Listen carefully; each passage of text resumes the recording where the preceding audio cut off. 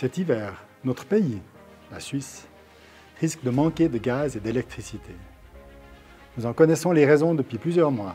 La Russie qui a réduit ses livraisons de gaz, l'arrêt d'une partie du parc nucléaire français, un déficit chronique de la production hivernale d'électricité, mais aussi la sécheresse actuelle qui fait que nos lacs reçoivent peu d'apports d'eau. Face à ce risque, il est important d'agir dès maintenant en adoptant les bons gestes. Et chacune et chacun d'entre nous, à son échelle, peut réduire sa consommation. Par exemple, en réduisant sa consommation d'eau chaude sanitaire, en utilisant des appareils électroménagers peu gourmands en énergie, ou, et c'est la mesure la plus efficace, en baissant son chauffage durant la période de froid.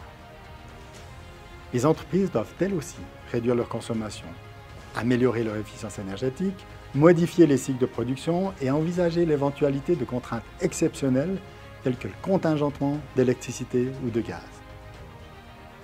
Cette situation est sensible, mais elle est aussi source d'opportunités, car elle nous amène à réfléchir à nos modes de consommation et à notre dépendance en matière d'énergie, puisque nous importons notre gaz et d'autres énergies fossiles aussi, ainsi qu'une partie importante de notre électricité, surtout pendant le semestre d'hiver. Il nous faut désormais, et c'est l'enseignement que je retiens face à ce défi, accélérer notre transition énergétique en développant toutes les énergies renouvelables.